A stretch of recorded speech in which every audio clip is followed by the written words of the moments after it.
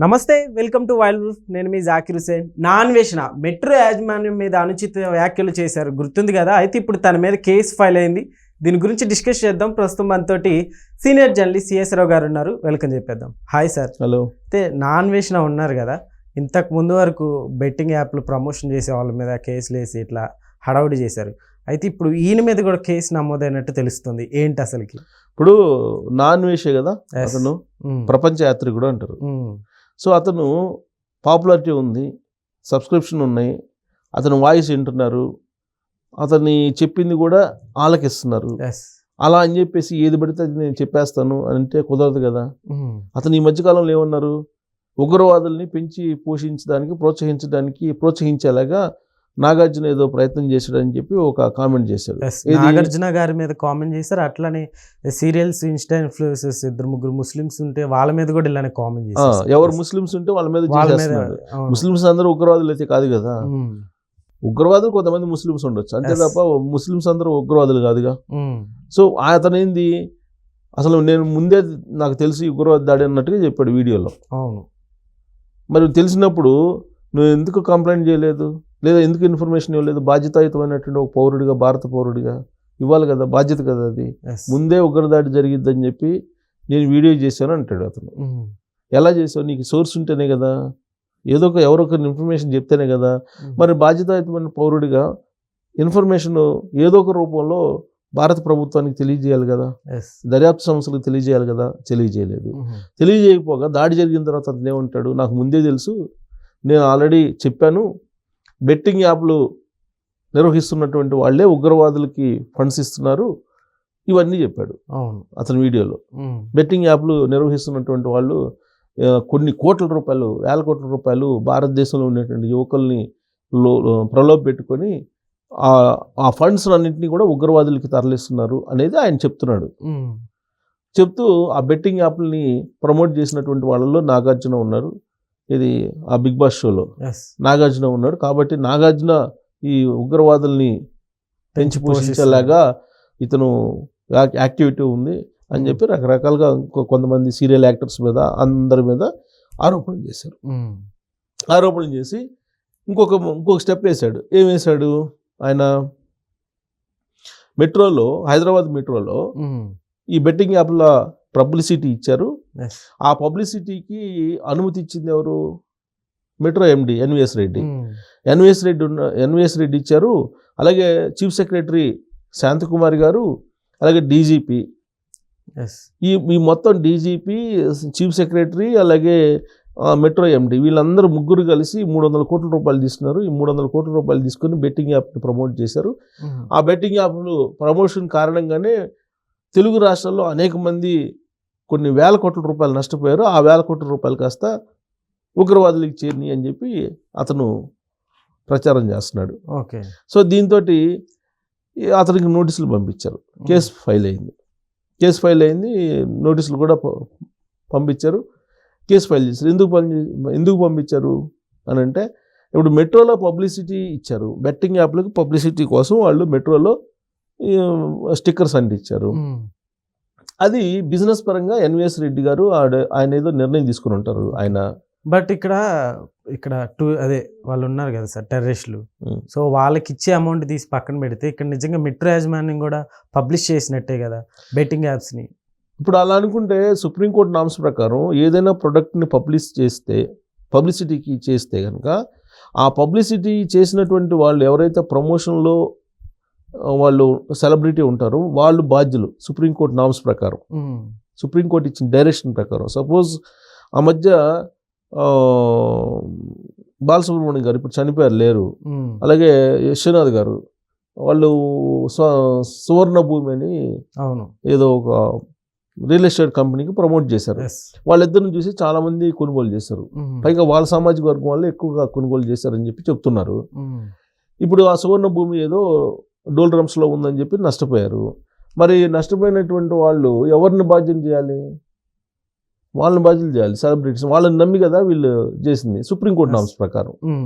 అలాగే ఈ మధ్య మహేష్ బాబు గారికి ఈడీ నోటీసులు ఇచ్చింది. ఎందుకు? అది కూడా ఇదే సేమ్ ఈడీ నోటీసులు ఆయన మహేష్ బాబు ఇవ్వడానికి కూడా కారణం అదే.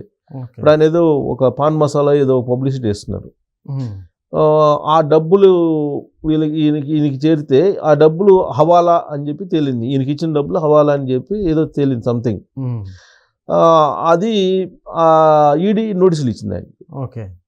సో ఇప్పుడు మెట్రో రైల్లో ఈ యాప్లు ప్రమోట్ చేసేటువంటి వాళ్ళు ఎవరైతే ఉన్నారో యాప్ యాడ్స్ని వాళ్ళు డబ్బు ఎక్కడి నుంచి పంపించారు, ఓకే, ఇప్పుడు వీళ్ళకి పేమెంట్ ఎక్కడి నుంచి వచ్చింది అనేది ఎంక్వైరీ చేయాలి. ఇప్పుడు ఆ యాప్లు ఓనర్స్ అసలు ఎక్కడ ఉంటారు? చైన్ యాప్స్ అంటున్నారు కొంతమంది. అసలు ఓనర్స్ ఎక్కడ ఉంటారు? దానికి పేమెంట్ ఎవరు చేశారు? ఆ పేమెంట్ ఎక్కడి నుంచి వచ్చింది? ఆ ఇచ్చినటువంటి పేమెంట్కి ట్యాక్స్ ఉందా లేదా, ట్యాక్సిబుల్ పేమెంటా, లేదంటే హవాలా మార్గంలో వచ్చిందా? ఇవన్నీ కూడా చాలా డౌట్స్ ఉన్నాయి ఈ బెట్టింగ్ యాప్స్ మీద. బెట్టింగ్ యాప్స్ కారణంగా కొన్ని వందల కుటుంబాలు రోడ్డున పడ్డాయి. చాలా మంది సూసైడ్ చేసుకున్నారు. అంత డేంజర్ అవి, అణుబాంబు కంటే ప్రమాదకరం అనేటువంటివి. యూత్ ప్రధానంగా ఆ వల్ల చిక్కున్నారంటే ఇంక అయిపోయినట్టే. కొన్ని వేల కుటుంబాలు నాశనం అయిపోయినాయి. కొన్ని వేల కోట్ల రూపాయలు విదేశాలకు తరలి వెళ్ళిపోయినాయి డబ్బులు. ఇదంతా కూడా చైనా యాప్స్తో, చైనా తయారు చేసినటువంటివి అని చెప్తూ ఉంటారు. ఇప్పుడు అతను కూడా నా ఇన్వెస్ట్ చెప్తుంది కూడా అదే కదా.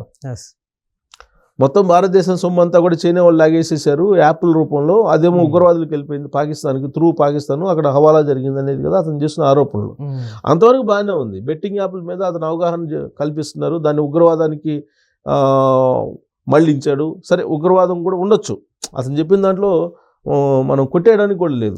ఇప్పుడు బెట్టింగ్ యాప్లు తయారు చేసి దాంట్లో పాకిస్తాన్ వాళ్ళు కూడా ఉన్నారని చెప్తున్నారు. సో బెట్టింగ్ యాప్లను నిర్వహిస్తూ వాళ్ళు ఫండ్స్ని డైవర్ట్ చేసుకుని ఉపయోగించుకుంటారు ఉగ్రవాదానికి. సో అదంతా కూడా నీకు బెట్టింగ్ యాప్ల ద్వారా వచ్చేది అంతా కూడా అన్కౌంటబుల్ అమౌంట్. ఓకే. సో ఇప్పుడు మెట్రో రైల్లో దాన్ని ప్రమోషన్ చేసింది ఎవరు? ఎన్విఎస్ రెడ్డి గారు. పర్మిషన్ ఆయనే ఇచ్చి ఉంటారు కదా, ఆయన్ని బాధ్యత చేయాలి. ఈ మధ్యలో ఈయన ఏం చేశారు? చీఫ్ సెక్రటరీ నన్ను డీజీపీని కూడా కలిపారు. వాళ్ళకేం సంబంధం? చీఫ్ సెక్రటరీ కన్నా డీజీపీకి సంబంధం లేదు కదా. ఇప్పుడు సరే, ఇప్పుడు కేసు ఫైల్ అయింది కాబట్టి, కేసు ఫైల్ అయితే దాని మీద ఎంక్వైరీ చేస్తారు. ఇప్పుడు అందుకే ఇతను పైగా ఒక ఆరోపణ చేస్తారు, 300 కోట్లు తీసుకున్నారు వీళ్ళు అని చెప్పి అంటున్నారు. 300 కోట్లకు అక్రమాలకు పాల్పడి 300 కోట్లు తీసుకొని ఈ పబ్లిసిటీకి అనుమతి ఇచ్చారు వీళ్ళు అని చెప్పి అతను చేసినటువంటి ఆరోపణ. సో కాబట్టి అతని మీద కేసు నమోదు చేస్తారు. కేసు నమోదు చేసి ఇప్పుడు కేసు నమోదైన తర్వాత ఏం చేస్తారు? విచారణ పిలిచి జైల్లో పంపిస్తారు, అంతే కదా. సో మరి అతను పిలుస్తున్నారంటే ఖచ్చితంగా ఇప్పుడు అతను ప్రపంచ యాత్రికుడు కాబట్టి అతని దగ్గర ఏదైనా ఇన్ఫర్మేషన్ ఉంటుందని చెప్పేసి నోటీసులు ఇవ్వచ్చు, కేసు కూడా పెట్టి ఉండొచ్చు. సరే, ఆయన మీద సీరియస్ యాక్షన్ ఉంటుందా ఉండదా అనేది పక్కన పెడితే, ముందైతే ఆయన అలిగేషన్స్ అయితే చేశారు కదా. అలిగేషన్ చేసిన దానికి ఒక అతను కంప్లైంట్ చేశాడు, కానిస్టేబుల్. మా డీజీపీ మీద కంప్లైంట్ చేస్తావా అని ఒక కానిస్టేబుల్ కంప్లైంట్ చేస్తే ఆ కంప్లైంట్ బేస్ చేసుకుని అతని మీద కేసు నమోదు చేశారు. నా ఇన్వెస్ట్ మీద. ఇప్పుడు ఆయన తీసుకొస్తారు సార్, అంటే ఇప్పుడు ప్రపంచ యాత్రికుడు కదా, ఎక్కడో ఉంటాడు, ఎక్కడున్నా పట్టుకొస్తారు పోలీసులు తలుచుకుంటే. ఇప్పుడు బట్టరాపోయినా ఇప్పుడు కానిస్టేబుల్ కంప్లైంట్ చేశాడు, ఎఫ్ఐఆర్ అయితే ఉంటుంది కదా.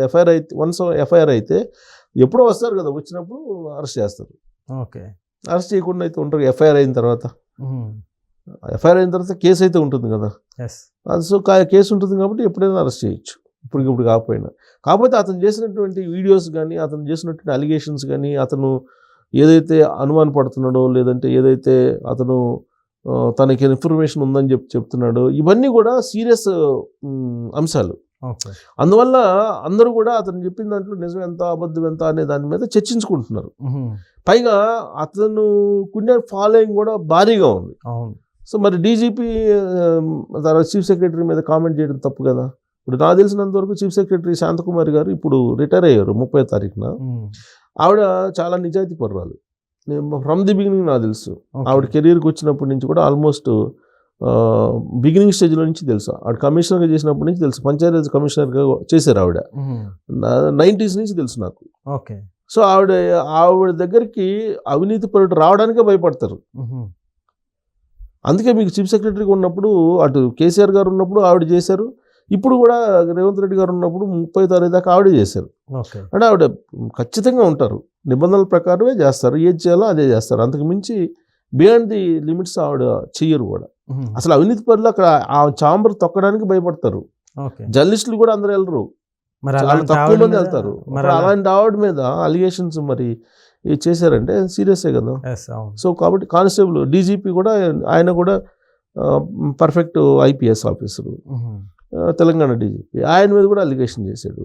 సో కాబట్టి కానిస్టేబుల్ కంప్లైంట్ చేశారు, కంప్లైంట్ బేసిక్ని ఎఫ్ఐఆర్ చేశారు. మరి ఎప్పుడు వస్తే అప్పుడు ఆయన్ని ఖచ్చితంగా అరెస్ట్ చేస్తారు, అరెస్ట్ చేయకుండా అయితే ఉండరు. Okay sir, thank you.